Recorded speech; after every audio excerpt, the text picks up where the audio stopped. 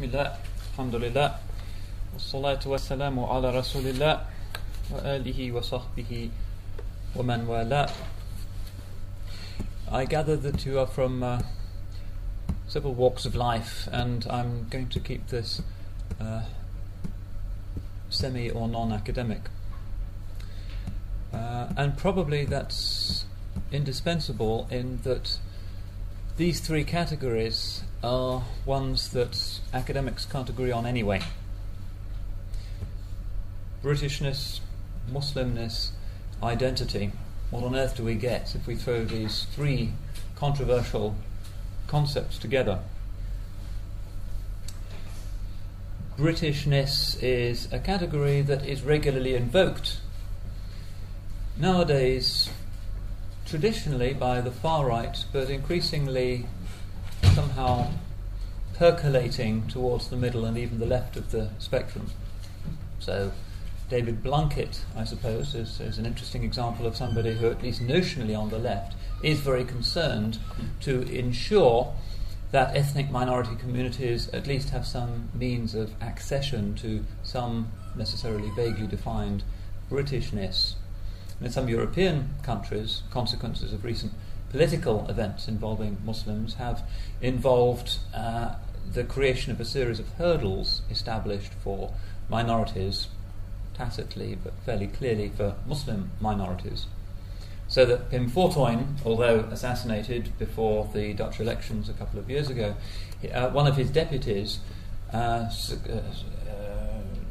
reaped enough votes to give her the portfolio of Minister for Immigration in the current Dutch government, and she has introduced a number of hurdles which are specifically designed to ensure that Muslims have opportunities to leave behind themselves certain aspects of their imported identity that are taken to be incompatible with the idea of Dutch identity.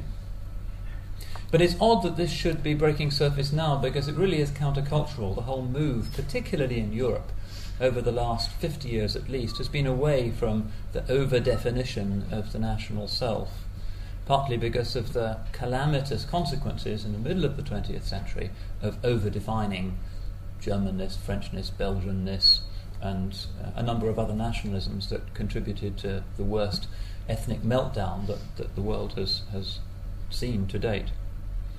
And very much part of being European now is that we wish to transcend those old boundaries, those old over-defined stereotypes, in favour of something that unfortunately, or fortunately perhaps, has not really been sketched out for us with any degree of clarity.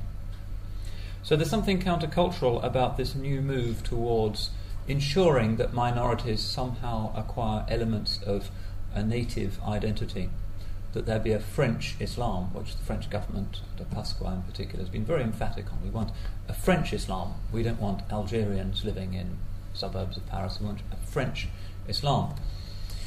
The German government has been, in fact, tacitly but quite firmly, even more strong about this. So that the flashpoint issue in France has been the hijab, the most visible example of a community's defiant will to remain itself in the face of state-encouraged assimilation. And of course we saw the French government trying to jump through any number of strange hoops last year in convincing the world that this was a measure that was applied indifferently to followers of any religion. But in fact, as everybody knew, it was about the Muslim community specifically. And they still haven't resolved this. So the Sikh community in France popped its head up. Nobody knew there were Sikhs in Paris particularly, but apparently there are thousands of them, and said, well, we want to wear our headscarves. So the minister went silent for a few weeks and said, well, we want to wear our turbans, so you can keep your turbans, said the government, if they are invisible. And this was an official statement from the Frenchman, you can wear turbans, but invisible turbans. The Sikh community said, what do you mean exactly? It's kind of a conspicuous thing.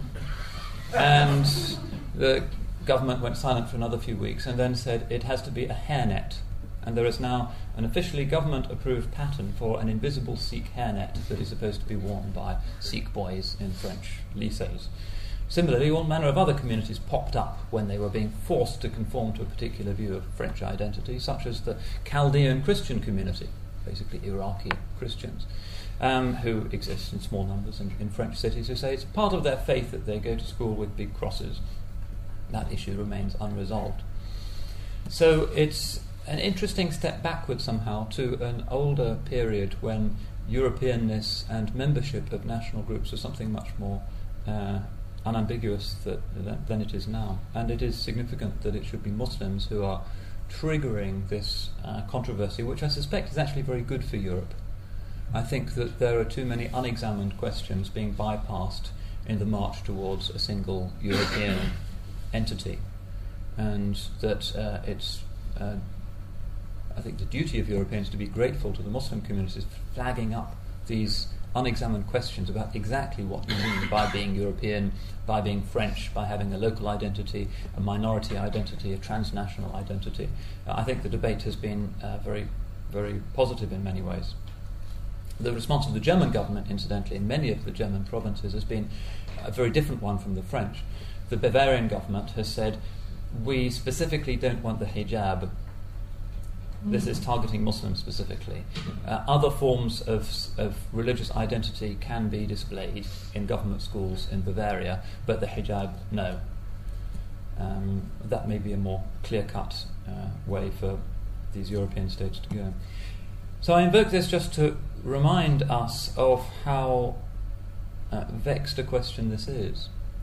That the different Western powers are saying, we have no problem with there being Muslims amongst us, but we want you, in some sense, to take on recognizable traits of our identity. A demand that is coming precisely at a time when it's really, really hard to say what exactly is the checklist for being a member of Englishness or Britishness or Germanness. It's almost impossible to do. Muslimness also is a difficult category. Who exactly is a Muslim? Well, even the strictest medieval theologians said this is something that we prefer to leave as a grey area. Al-Juwayni, who is one of the greatest medieval Islamic theologians, whose works on Islamic jurisprudence and the theory of Islamic law are still regarded as the most sophisticated and difficult in many quarters amongst Muslims, said, if you ask me how to define the boundary between Islam and unbelief, I would say that there is no way of doing it. It can't be done. There are certain statements that clearly are unbelief. If somebody says, I'm not a Muslim, then clearly that person is not a Muslim. But the grey area is actually fairly immense. And the Muslim world itself is, of course, a tapestry. The tendency in the West is often to invoke the category of Muslim as a self-explanatory one, ignoring the fact that the Islamic world is actually far more diverse than the West. Despite the language of internal diversity, pluralism, etc., the rainbow family of the new Europe, etc., the reality is, if you travel in the Muslim world, that you get greater diversity, racial, ethnic, linguistic diversity than you do in the West, which is essentially Europe and its ex-colonial extensions. The Islamic world came into being through a rather different process, and its sense of self is therefore a very different one from that which Europeans are familiar with. And it may even be that when Europeans think of a concept of identity, however they might wish to theorize about it, that concept is really not going to be recognizable to the way in which Muslims think about themselves. The obvious comparison is that in the medieval period, when the two civilizations took their established shape religiously, Christendom was confined to the small, in many ways very unimportant appendage to the old world that we call Western Europe. Islam, by contrast, spanned several continents and a huge variety of cultural and linguistic and racial areas. Medieval Islam was the black African Islamic universe. It was the Turkic universe, including Central Asia. It was the Arab universe, It was the Persian universe, which you might say includes the Muslim cultures of North India as well. And it was the Malay universe, again a very different flavour of Islam, over 10,000 inhabited islands. So when we speak of Muslimness as an identity, we run up against an even sharper problem than we run up against when we speak about Western identity or British identity or European identity, because there are so many different ways metabolically of being Muslim. The core practices, interestingly, and from the perspective of social scientists, rather bafflingly, remain remarkably consistent in time and space. One of the distinctive features of Islam is the immobility of its core beliefs and practices. If I go into a church in Leicester, I don't automatically know what I'm going to see when the priest appears. If I go into a mosque in Leicester, even if I've never been to Leicester before, I know exactly what I'm going to see when the imam appears. Ditto for a mosque in Istanbul, a mosque in China, a mosque in Lagos, or wherever. So Islam has always had to wrestle with, in various ways that have often been culturally, intellectually very creative, with a tension between, on the one hand, a theology and a liturgy which was extraordinarily consistent, at least throughout the Sunni world, and the 12 Shi'i subset is not substantively different from the perspective of most outsiders. But on the other hand, this uniformity overlaid an extraordinary variety of different ways of being human, different styles of dress, different languages, and all that implied in terms of the way people thought about spirituality and themselves and society.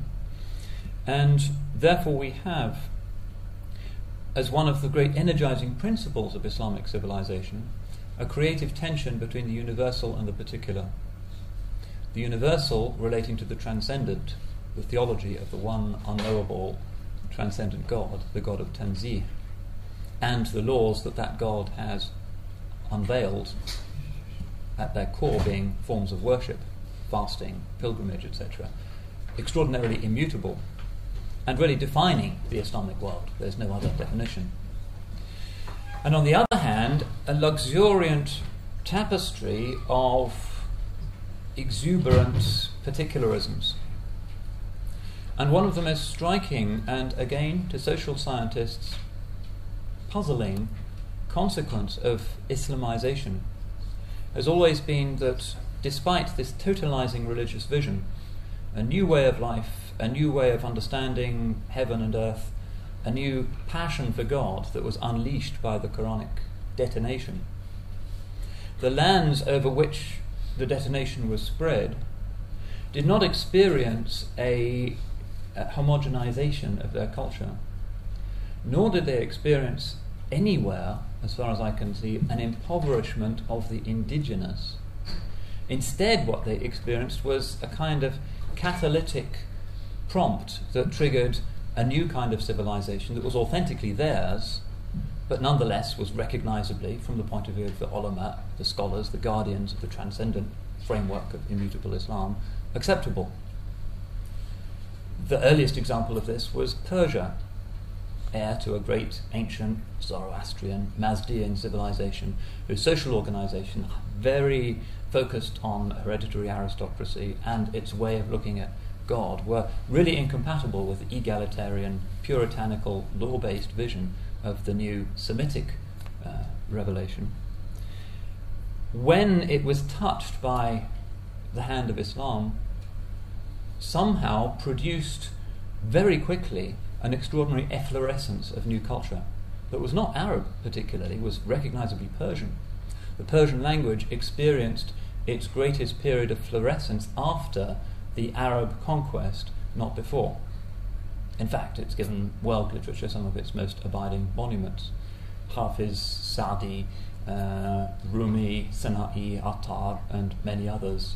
And of course, its extension in India produced many other poets and belles-lettristes, and continues to do so to this day. So that's another thing that we have to get our minds around, and that, to my mind, actually suggests that the social science paradigm doesn't quite work. We need to step back from it. And also reminds us of the non-viability of the kind of V.S. Naipaul view of Islam as an Arab imperialism, a travelling parochialism, something that has to suppress and uproot and replace the indigenous with the imperial Arab. That's not what happened historically either. So the Persians are an early example. But then the same thing happened to the Turks, who before Islam were culturally not very much, and very quickly became great upholders of a Sunni normalcy that was also highly literate and came to produce great works of architecture. They became great miniaturists, calligraphers, and so forth, in a way that was distinctively Turkish and led to an extraordinary florescence of the Turkish language, but was self-confidently Sunni and Islamic as well. And ditto for, as far as I can see, all of the other peoples that were touched by the hand of traditional Islam.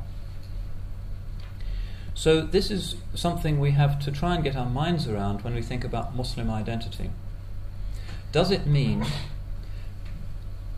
identifying oneself in a human relationship to God with a set of beliefs and practices that are immutably set out in the Arabic scripture? Is that what it is to be a Muslim? Or rather, which is probably the option that anthropologists and possibly most believers in practice might favour, does it mean being a Muslim means being what I have learnt to be as a Pakistani, as a Malay, as an Uzbek, as a Hui Chinese Muslim? In other words, it's a way of being particular in my own context, that I'm Chinese, but I'm not like the Confucian guy next door. We have a different way of being.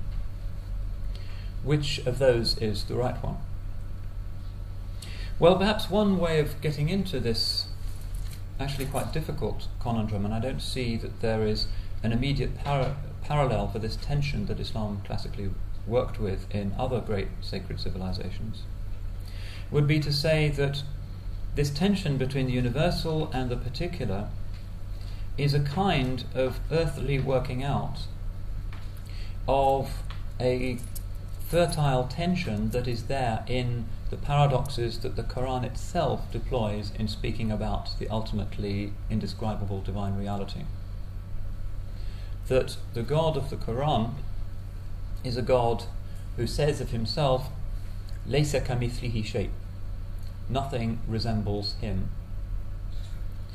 He is the God who is constructed as the absolute celestial other, polemically against the very immanentist earthly deities of the pagan Meccans. And in that sense, his transcendence is quite a Judaic transcendence, in that the Old Testament transcendent God is also constructed in opposition to the pagan deities that were represented in the statuary of neighbouring non-Judaic tribes. But at the same time, if you read the Quran, you also find another register of Quranic celebration of the divine, which is about a God that can be spoken of using human categories, a God that does have names that do substantively mean something, a God that is merciful, that is just, that acts within history, that can be the quasi-personal object of prayer. And this is the distinction that Islamic metaphysics works with between the God of transcendence and the God of immanence, the God of tanzih and the God of tashbih. Now, that's not actually experienced and discussed as a problem in Islamic theology, any more than it is experienced as a problem in the Quran. It's merely assumed that the divine plenitude is ultimately beyond any encapsulating in language, even in the language of Scripture, because he is, by definition, the ultimately beyond, the totalizing reality that language, sounds, dots, strokes, letters can't do justice to. But at the same time, the tradition also recognizes that this is a sort of personal God, not as personal a God as the God of the Bible, I would say. Certainly not personalized in the sense that he makes mistakes, changes his mind, appoints people who turn out to be rather disappointing as prophets. There's a clear division between the Quranic vision of God's salvation in the world and the biblical portrayal. But nonetheless, this polarity in the scripture between transcendence and immanence is reflected in subsequent Islamic metaphysics as two different ways of speaking about what realistically can't be accurately spoken about. What you can do is say what is inappropriate for God.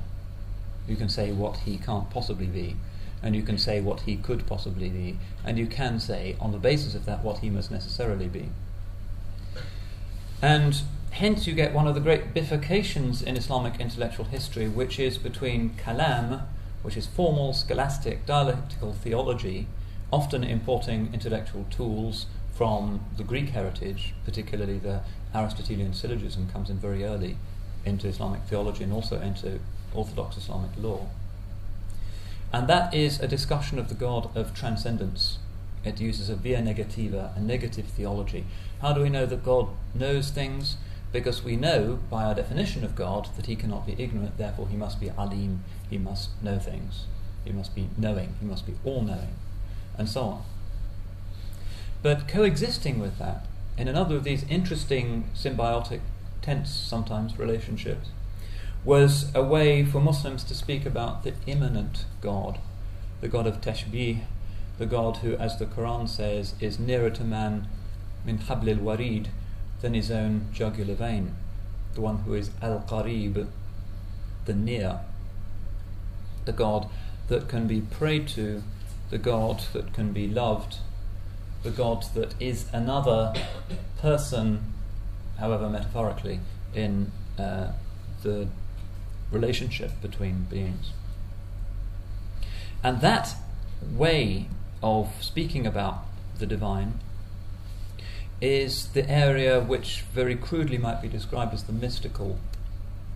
The mystic is interested in experience within the self, experience within sacred people, within sacred places, the localization of certain particularly perceptible qualities of God. Not the localization of God, which is impossible, because he surrounds, he is not surrounded, but the localization of certain of his properties, whether they be properties of rigour, holy places that are actually scary, or whether they be localizations of the divine mercy, the divine forgiveness, the divine love. And the landscape of the traditional Islamic world is filled with that polarity.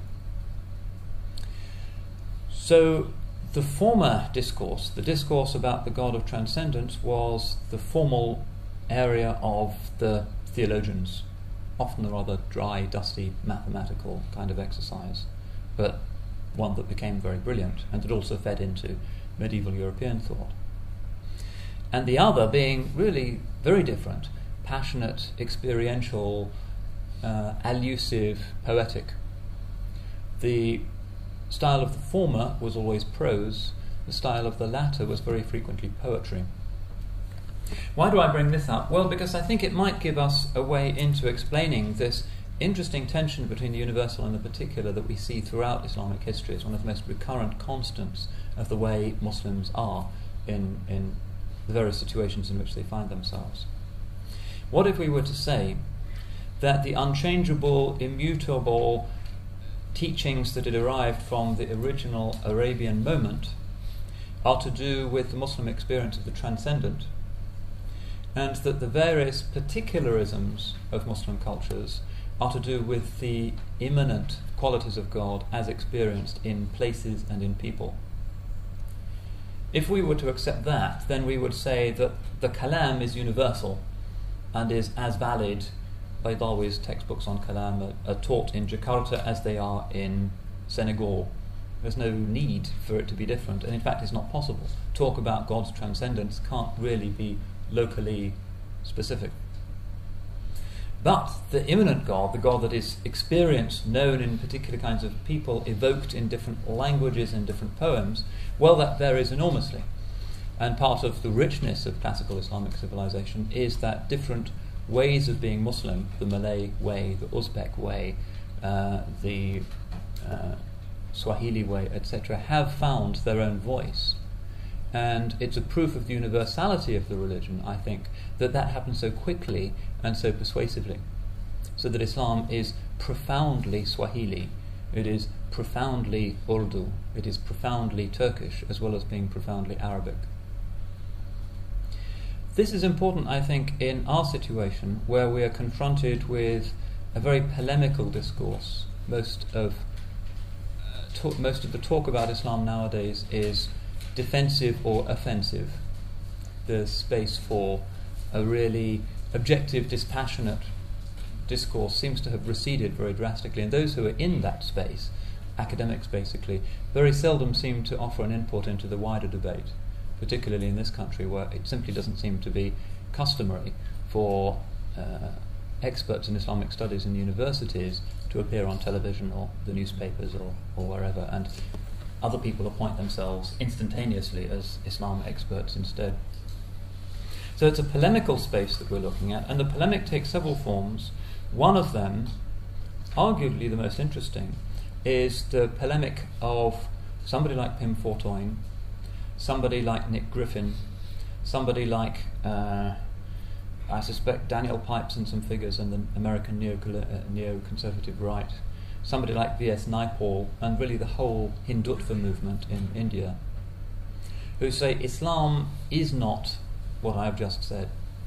It is not a way of fertilizing the indigenous, it's a way of uprooting the indigenous and replacing it with the alien and the Arabian.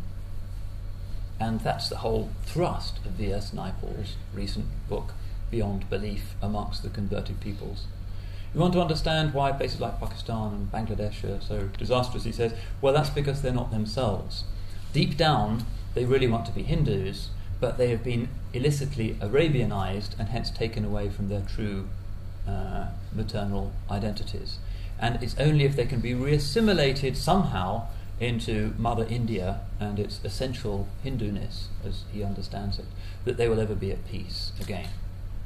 Well, it's an absurd thesis. Unfortunately, it was rapturously received by the liberal chattering classes in this country, largely because nobody in Islamic studies bothered to do anything about it. And it's done very well in India as well, in right-wing circles. But of course it's an absurdity because the Arabs themselves are a converted people. The Arabs are not always Muslims. They are converts no less than are the Pakistanis or the Bangladeshis or people like myself. They were once pagans or more usually Christians. But it's become a very important theme, and perhaps we might even say the principal intellectual argument of the hard right throughout the West at the moment, and particularly in Europe. If you look at the website of the Vlaamsblok, the main Flemish nationalist party, which now gets about 30% of the votes in Flanders, and they control the municipality of Antwerp. It's not an insignificant fringe movement, it's pretty mainstream now. The key argument is, this is all about Islam. We want to prohibit the practice of Islam in Belgium. We want to expel the Muslim community and close down the mosques. Why? Because Islam is an Arab imperialism, the only Muslim identity is an Arab identity, it can never really become part of the Belgian reality, and therefore it has to be shut down. It was a bad idea to let these people in. We have to send them out before they all become suicide bombers or whatever it might be. Here that's still kind of a fringe idea, unless you're in Rochdale or Burnley or Tower Hamlets, where it's kind of giving a veneer of intellectual respectability to what is, I suspect, primarily a racist impulse that is behind the Nick Griffin phenomenon. But it's worth looking at the BNP's website, because it's almost all about Islam now, and particularly picking up the Naipaul xenophobic thesis that Islam really should not be allowed to be here in Europe and in Britain because its roots are in Arabia, its roots can never be here. We're not worried, he says, any longer about Hinduism, we're not worried about Judaism. The BNP even has a Jewish councillor now in London for the first time. They have an Asian wing with Sikhs and Hindus in it. They are moving away from the old racial definition and towards a definition that is almost exclusively anti-Muslim. And fortunately, as I've tried to indicate, that stereotype of Islam as an Arab imperialism is historically simply not the case. One of the most startling achievements of Islamic civilization is the fact that it celebrates the particular and the specific and the local rather than suppressing it. and I think this can be best tested experientially if you make friends with Muslims from different places, particularly those who have not been touched by the modern tendency towards fundamentalism and literalism, who do tend to recognize some kind of Arab supremacy, and the way they dress and their manner often represents their idea that really we should be Arabs rather than locally Muslim. But the reality, if you've travelled in the traditional Islamic world, is that it's a principle of unity and diversity. This takes us back to my first category, Britishness. Traditional Islam will say, we have no problem with Britishness generically defined as a set of ideals and strategies for social conviviality. The details we may often not agree with, and it's a moot point as to whether, for instance, the pub is an indispensable ingredient of real core Britishness. Some people will say that. Nick Griffin will say that. My grandfather never said that because he was from a nonconformist family and he took the pledge and never drank. What we need to do is to deconstruct these right-wing images of Britishness being defined as basically the way Nick Griffin was brought up, or the way some Conservative MPs were brought up, and say, actually, this is a broad category as well. And what Plunkett should be thinking about is not a checklist of things that Muslims have to be in order to be authentically regarded as part of the British reality. But rather he should be looking at his own culture and his own heritage to see where is the most appropriate indigenous space where Muslims might feel at home. And this country has, sadly neglected, but still there, still identifiable, actually a much wider range of religious options than is the case in most other Western countries, and particularly other European countries. Because we had the Reformation, and a kind of Reformation that was followed by a series of lesser explosions that produced all kinds of things that ranged from the Oxford movement on the sort of Catholicizing right down to the dissenters and the levellers and the Quakers on the left. Very wide range of ways of being legitimately British and religious. And I think that's an advantage that we have here. And it may even at some deep level be a kind of explanation of the fact that the far right is less entrenched in Britain than in most European countries. It may well be that the fact of a deep history of religious diversity, not just doctrinal but class and metabolically as well, in this country has made it easier for English people to accept Islam as being just another thing that's somewhere on a spectrum that everybody knows is very diverse anyway. Whereas in France, solidly Catholic traditionally, or in Germany, where really you had to be Protestant or Catholic in particularly narrowly defined ways, and being Jewish was, of course, historically the only alternative, and even that was a dangerous one. It's much more difficult. So I think that we are, relatively speaking, onto a good thing here. But the Muslim community has to take the initiative as well and say where it wants to be. A metaphor that I sometimes use for this process is when I go to the garden centre to buy a plant, which is effectively a death sentence when I transplant it to my garden, but it looks good for a while, and it comes with this clod of earth around its roots, the root ball, and I take it and I water the hole and I plonk it in and I pat down the earth and water it again and hope for the best. If it's going to survive, first of all, the roots nourish themselves with the earth that comes from the garden centre or wherever the garden centre obtained it. After a while, the little white roots start to explore the new soil that's around the root ball. And that's a process that migrant communities also go through. The first generation stays with the root ball, it brings its own culture, Turkish, Gujarati, whatever, with it, and that's fine as far as I can see. It's a rich culture, why not? But the younger generation is sort of looking for other forms of nourishment. And may even, by misguided social administrators and governments, the roots may be sort of deliberately and harshly pulled, come out here, it's better for you and better for us, which I don't think is something government should be doing. It's something that should happen organically, an organic process. The question for Muslims is, what do we find when we put our roots outside the root ball and stop listening just to Urdu Na'at and find something that's out there? What is there that can actually help the tree to continue to be itself and to bear fruit and to grow? And that is something that I think the British Muslim community has not adequately investigated. I don't think we really know where we are.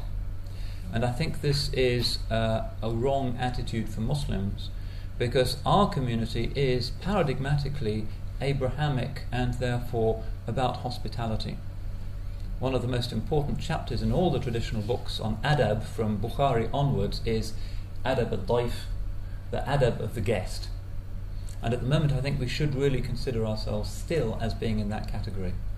We may feel ourselves at home here, but until everybody else can see that we are at home, we are still in kind of a guest category, and that includes myself.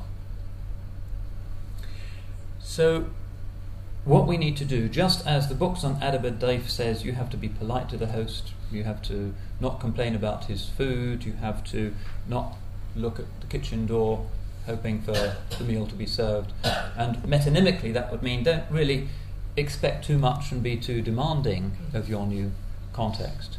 Be humble and modest and grateful and self-effacing. Whatever you might really think, it's an imperative for you as an Abrahamic person to be a good guest. And I'm not sure that we have as yet accomplished that adequately. I think we protest too much. I think we jump up and complain when the government decides that a jilbab is not right in a school but shalwar kameez is. I think we push things a little bit too far, which is not in our interests. What we need to do to conform to this Abrahamic principle of hospitality is to get to know the house where we now are, especially if we're not just here for the statutory 3 days, but we're actually taking up residence, and get to know the house so that we can behave in a courteous way with its other residents rather than stepping on their toes. And that, as I see it, is the principal criticism that white Britain can justly direct at the Muslim communities.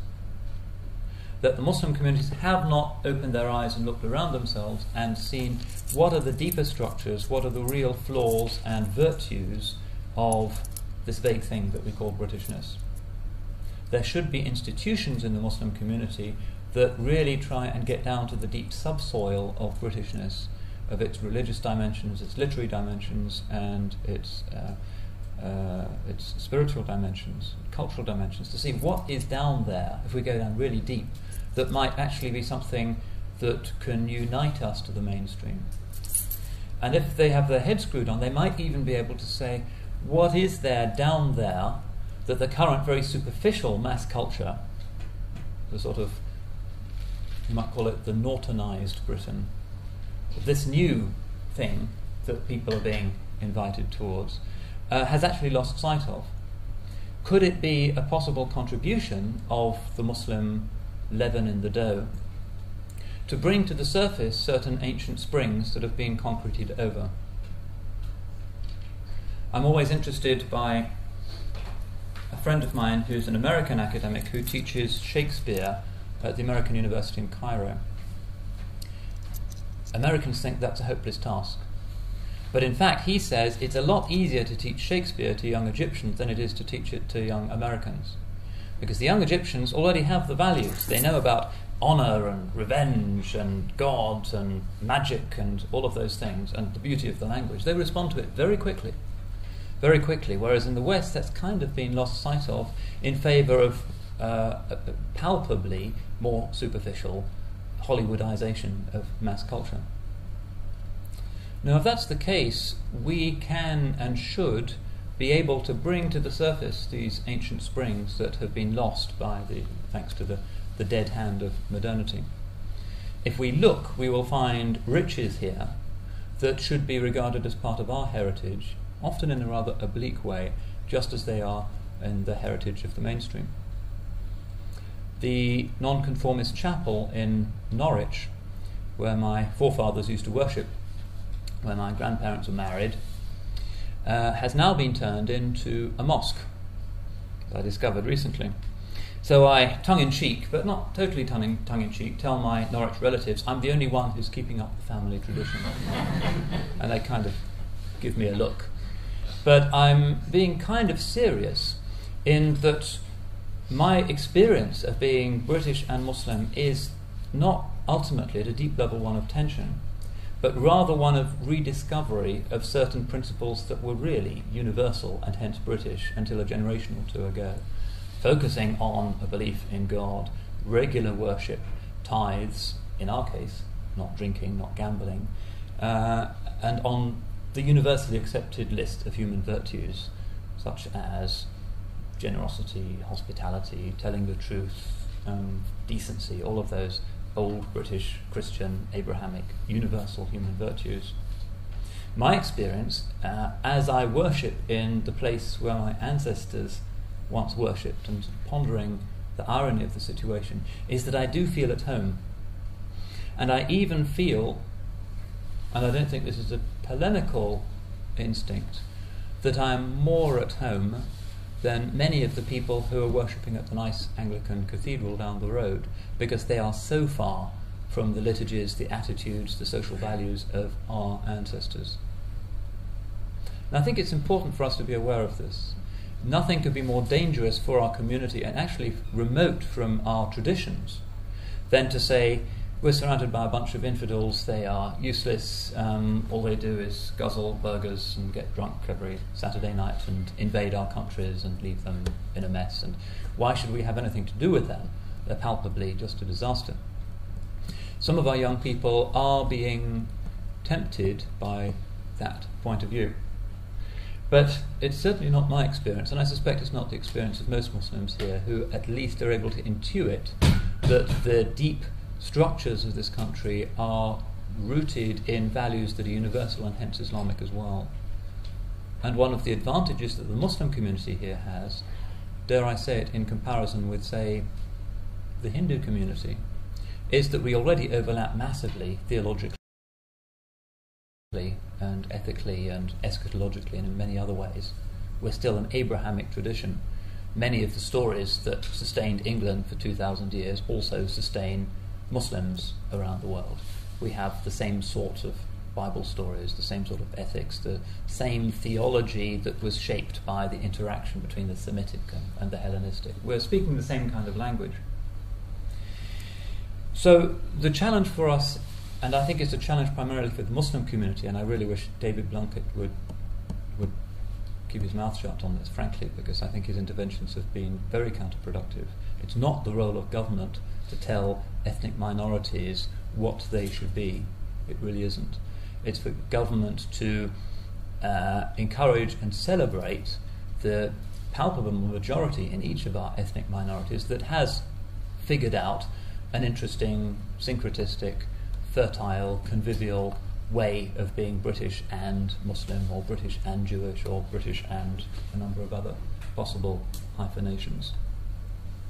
So I hope that that is to close on an optimistic note. Firstly, look at the history of Islam. This situation here and now in Britain is no new situation for us. Again and again, down the Muslim centuries, we have come to new places and we have developed fertile, symbiotic relationships with the indigenous in those places, and in every case uplifted them to new heights. So we produced Indonesian literature, where hitherto there had been very little, Persian literature, Turkish literature, etc. Islam is, as it were, gifted with the Midas touch. Historically, it has produced great, beautiful civilizations. There isn't a building in Hindu India, in my possibly prejudiced opinion, that can quite compete with the Taj Mahal. That's what we did there, and it's impressive. We have consistently done that. Our task now is to repeat the same thing that we have proven our ability to accomplish in the here and now. The only thing that's different is that this here and now has become very secular, materialistic, confused.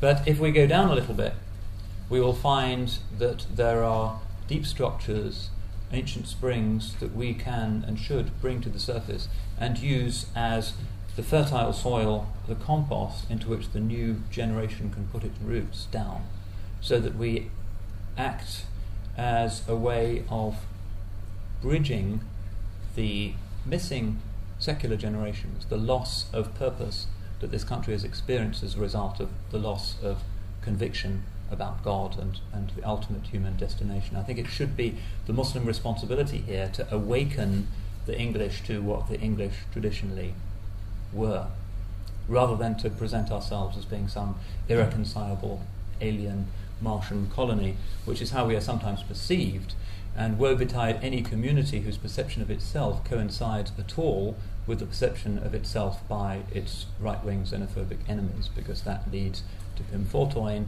or it can lead to Germany in the 1930s, Serbia and Bosnia in the 1980s and the 1990s, and too many other examples of what happens when that lack of conviviality becomes normal. One last thing, untidily, I want to add something about the Anglo-Muslim community, which is possibly a point of reference for us. Very often we assume Islam is 30 years old here, 40 years old here perhaps, and this British Muslim identity issue is therefore brand new. In fact, there have been Muslims in Britain for at least 400 years. At the time of the Civil War, for instance, court cases indicate that there were several Muslims who were caught having converted to Islam in this country and were sentenced to death by impaling. At least 3 definite cases, 2 Welshmen, 1 Englishman, at the time of the Civil War were put to death for having converted to Islam.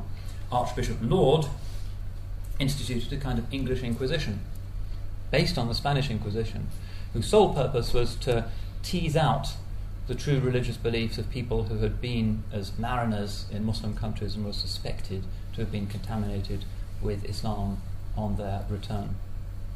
In the 18th and the 19th century we see a much greater upsurge of consistent Anglo-Muslim communities, the foundation of the Liverpool Mosque in 1893 being an evident example. And it really is very, very relevant to us to look at their old newsletters and magazines and books and publications and pictures of what a Victorian mosque filled with English converts was like, in order to remind ourselves how fortunate we are. Things were much harder for British people who were being Muslim in Victorian England at the height of empire and a Christocentric view of the British destiny. Things are much easier for us now. Anyway, I was cruising recently in those rarely frequented waters, and let me just close with this thought. We all know that the worst way of defining Britishness is by reading the national anthem, which is kind of a national embarrassment. It has this verse, for instance: O Lord God, arise, scatter our enemies and make them fall. Confound their knavish tricks, confuse their politics. On you our hopes we fix, God save the Queen. It is an appalling indiscretion. If any Muslim country had such an anthem, of course the world's press would be up in arms saying this is fanatical, and the American ambassador would say it ought to be changed. But we have it here. But let me share with you finally an Islamic alternative. This is from the pen of Abdul who was the Sheikh al-Islam of the British Isles until 1908. For Muslim reasons, he was appalled by the national anthem. And in 1901, he published an alternative. Don't worry, I'm not going to sing it. But it goes to the same tune. God bless the Muslim cause, bless all who keep thy laws and do the right. Uphold the Muslim band in this and every land, give them full strength to stand firm in the fight. Strengthen and help the weak, and teach us all to speak thy truth abound. May love and liberty, truth and sweet purity, with plenteous charity in us be found. Hear thou the orphan's cry, assuage the widow's sigh, the foolish chide. Let vice no more abound, but happiness be found in every home and round the world so wide. That is, to my mind, a massive improvement. And it is precisely the thing that Nick Griffin tells us is not possible. A voice that is simultaneously British and Muslim, and proud of being both, and fascinated by the endlessly fertile relationship between those two things. Okay, I've spoken for possibly a little too long, but I think some questions.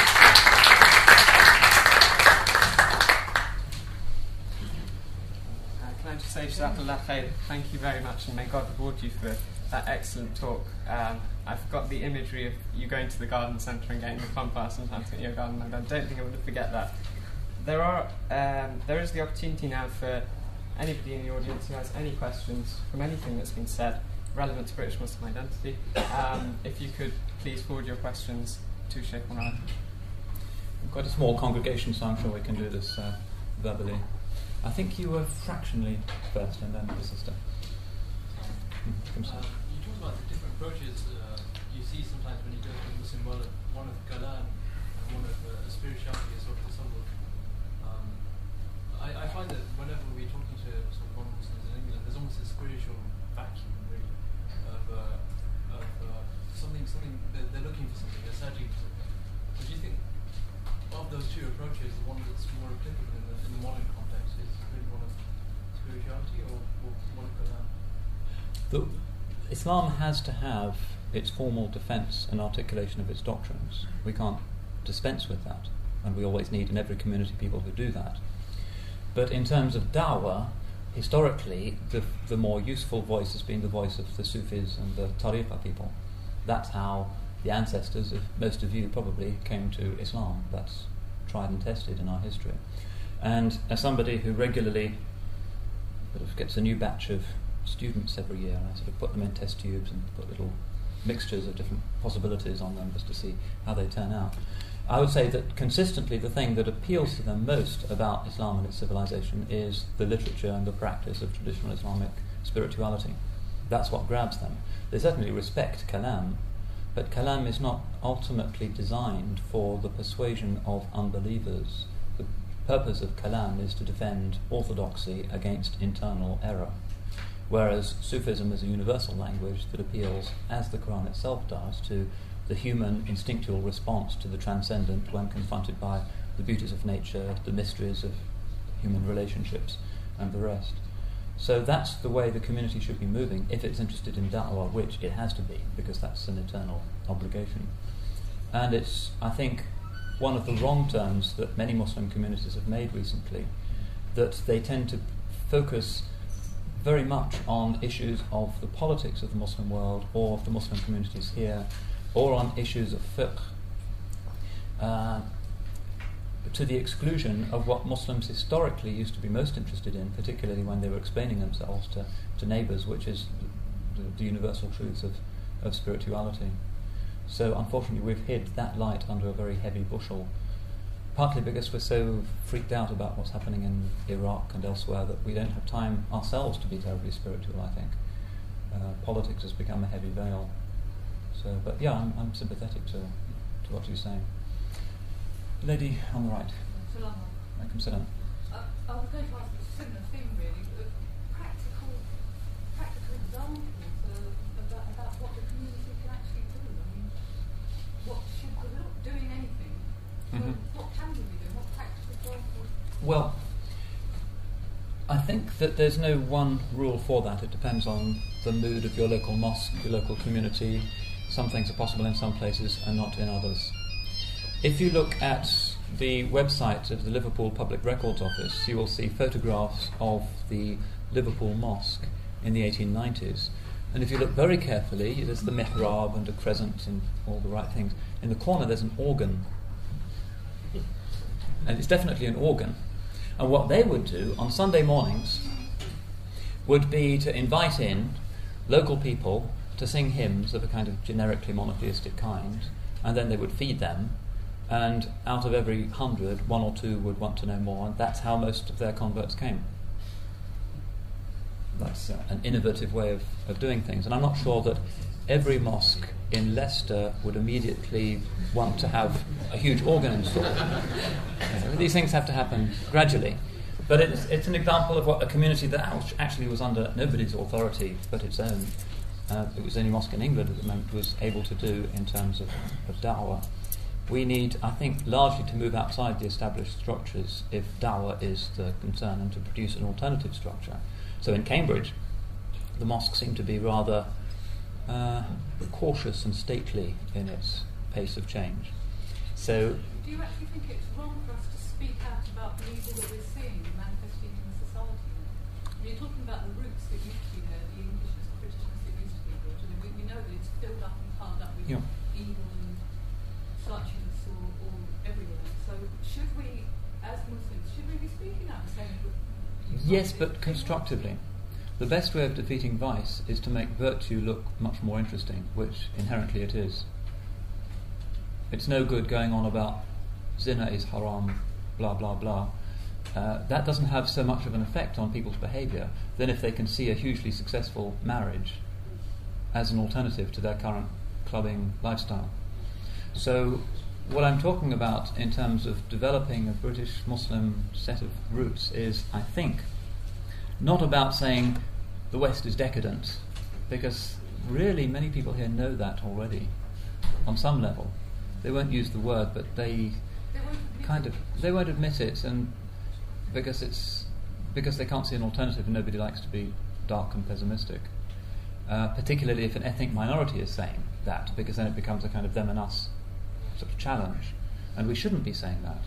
Instead, we could say, here is something that we love, what do you think?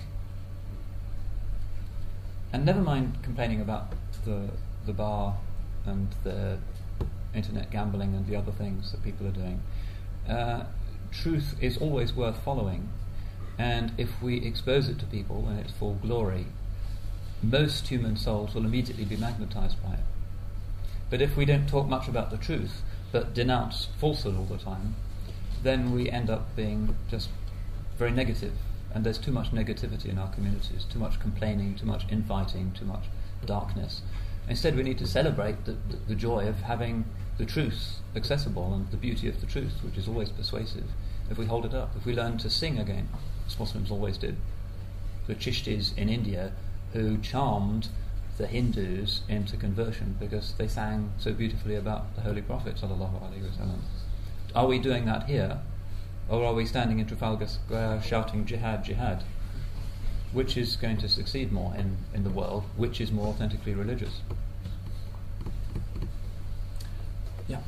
Okay, I agree with what you said, that our elders bringing Islam here in their sort of own cultural background setting, if you like, and it's our responsibility as the younger generation to take that baton on and develop that further, so that Islam might be a light in this community. Where do you think those fertile soils might be found that can be achieved?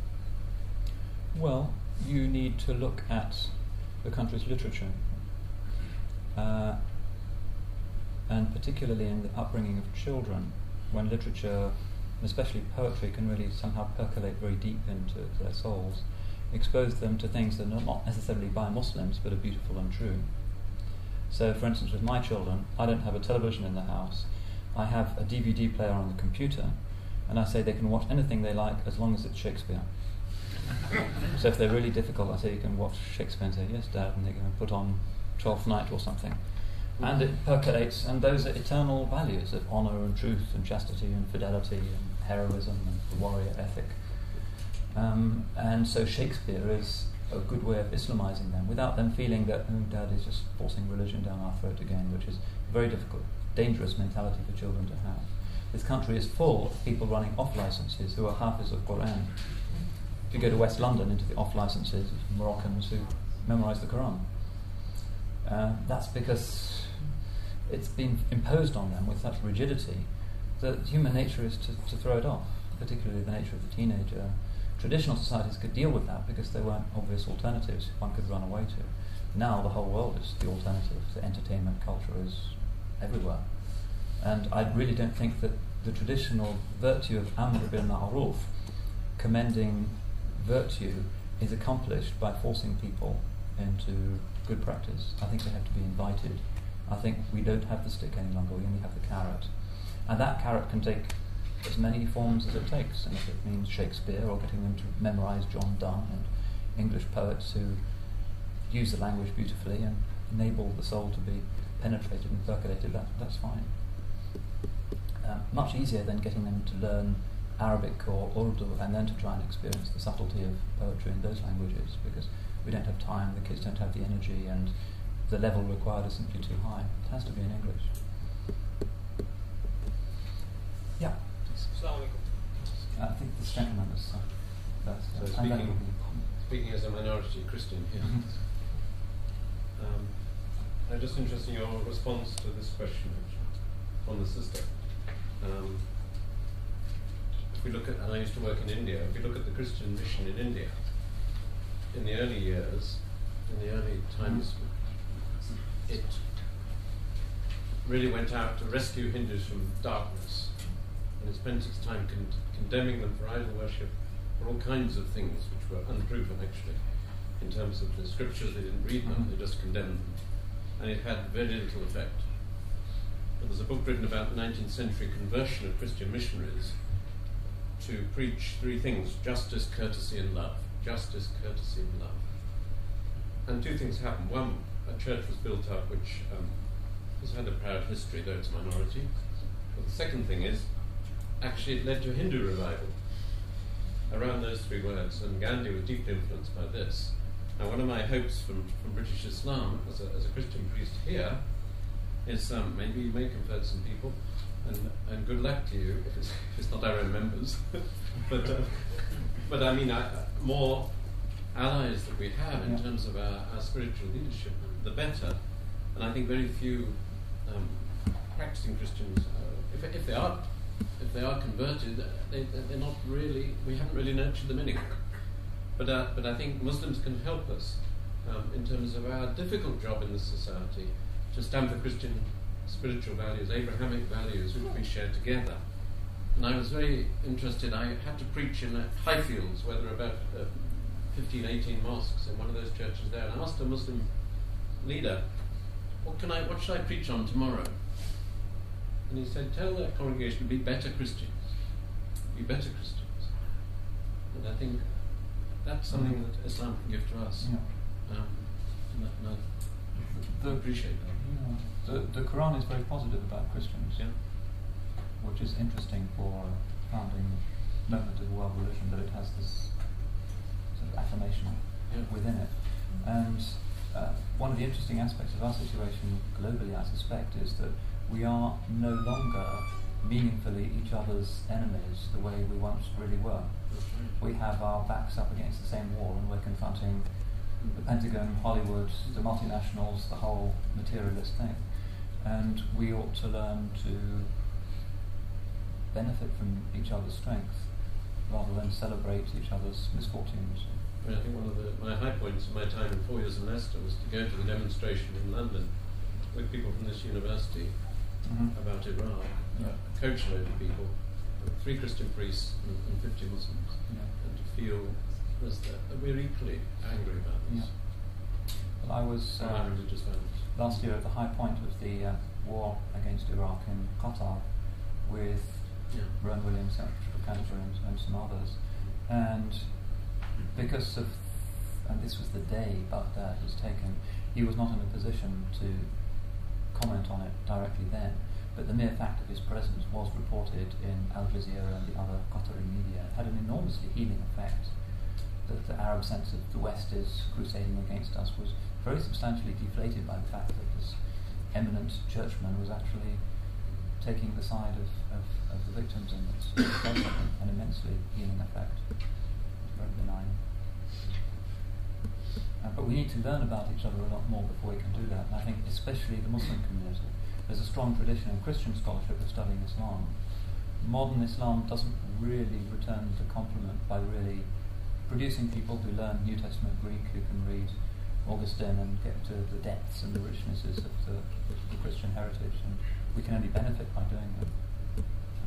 Zulfikar and somebody else who brought me here point out the paucity of Muslims who go into comparative religion programs in Leicester and elsewhere. Very, very few. They're doing Islamic studies, or they're doing law or medicine, but they somehow don't think it's useful to learn about the indigenous religion of the place where they've made their home. And I think that's a big strategic mistake. And I hope the imams of the mosques can learn a bit more about Christianity, because the Quran is interested in Christianity and is affirmative of Christians. I don't know how much more time the organisers are contemplating, but somebody's had his hand up at the back for some time, and then perhaps you could be the last. You mentioned in talk that the Muslim community is shrouded by a heavy veil of politics is a heavy veil. Do you think there's a spiritual imbalance within the Muslim community of Britain? And if so, how can that be readdressed? Well, there's a spiritual imbalance in everybody. The Muslim community has many spiritual strengths, but at the moment, particularly for the younger generation, there is a veil of emotionality and a sense of wounded pride that is not an appropriate state of mind for a religious believer, especially in Islam. The ulama say, why is the Quran so emphatic about sabr? It's because it is the revelation for the end times. Because when that time comes, kun haysan min ahlasi baytik, be as a piece of furniture in your house. The thing that Muslims do when the fitna, the tribulation comes, is not to jump up and shout jihad, jihad, and add to the cauldron of psychic turbulences in the world, but to keep their heads down. This is not often understood outside the Muslim community, that our tradition in times of turbulence is to keep our heads down, which is what we did when the Mongols captured Iraq. There are no recorded instances of suicide bombings against the Mongol occupation in Iraq. We prayed, and eventually we converted them, so the Mongols became great paragons of Islam. Because there was more yaqeen, there was more sabr, there was more rida, more taslim, more of the classical virtues. We're now too enmeshed in an emotionality that I think is deeply un-Muslim and is based on a lack of tawakkul. If we had tawakkul, real reliance on the omnipotent God, we would know at some deep level that history is still in good hands. We may not figure out what on earth is going on, but God is still fully in control. And that's the attitude of the mu'min, and sometimes the young people seem to think that it's got out of God's control somehow, which is theologically not possible. So yeah, we need the traditions of tazkiyah, self-purification, so that we can overcome the emotions and become people of sabr again. وَجَعَلْنَاهُمْ أَئِمَّةً يَهْدُونَ بِأَمْرِنَا لَمَّا صَبَرُوا. We made them imams, leaders, guiding by our command when they had sabr, when they had patience. That's the condition, not activism and other things. Usually it's the state of the soul that brings the divine support. I said I'll take one more question. That's fine, we're okay for another 10-15 minutes. Really? Well, I don't know. Maybe people are. Maybe it's tea time in Leicester. It'll only take 10 minutes, that's the question. I want to say thank you. I think your attitude is most refreshing. I'm going to embarrass somebody in the audience, and that's Abdul. I'm a retired head teacher, and he happened to go to my school. And I feel very, very sincere about this, that Abdul was an example of what you said about bringing the virtue of your faith to other people. And Abdul and a very small number, I was head of Rushmead School in Leicester, and there were about 1,000 Hindus in that school, and about 80 Muslims, and smaller numbers of Christians. But it was that way that the message was conducted in our school. And I can always remember, and Abdul remember this, that when the local imam came to talk about Eid, that he actually got a standing ovation from the Hindus in the audience. And I think your message seems a very simple one, that we see the virtues in our particular beliefs and faiths, and that is the thing that you try and get over, rather than sometimes the message of sort of negativity and maybe sometimes, that heavy criticism, of other people's beliefs. But tomorrow we meet John Battle. Andrew and I will meet John Battle. And I'm wondering what message you might like us to give John to. Battle is he's the Interfaith advisor to the Prime Minister. So what message would you like us to give? Tell him that Blunkett's initiatives have been profoundly counterproductive, and that it's not legitimate. On the one hand, the West's discourse is that Islam should keep religion and politics separate. But the other thing the West keeps saying is, we want to tell you Muslims how to behave. It's not the job of the government to do that. It really is not. Because it tends to be counterproductive. The young people will say they want us to integrate, but they're supporting Sharon and invading Iraq. Therefore, we refuse to integrate because we don't want to go along with their agenda. It's in every case counterproductive. So politicians should learn to hold their peace for a change. And they should also be optimistic, because I get to do a lot of talks like this and I speak in a lot of mosques, and overwhelmingly the mood amongst young British Muslims is, I think, a very intelligent and wise one. When you consider the difficulty of the task that everybody has set them, namely their parents come from often village communities far away, very alien, different cultures, and then they are thrown into the British school system and expected effortlessly to be British and Muslim, without the older generation really being in a position to help them enough. Most of them, I think, make a very good, creditable job of it. And if the second generation can do that, presumably the third generation will be even more fluent. But obviously, headmasters play an important role in that as well. So maybe the most important category of person at the moment in that key process. I teach a course every year in America for 2 weeks to a group of US high school teachers who then go and spread the word about what Islam is really about to their pupils. And by all accounts, it's having a very, very positive effect. People are influenced by teachers. I still remember the names of people who taught me when I was 6 or 7. It's hugely important. Okay, I think maybe at this point we will bring down the curtains because I have a train to catch. Thank you very much. Appreciate it.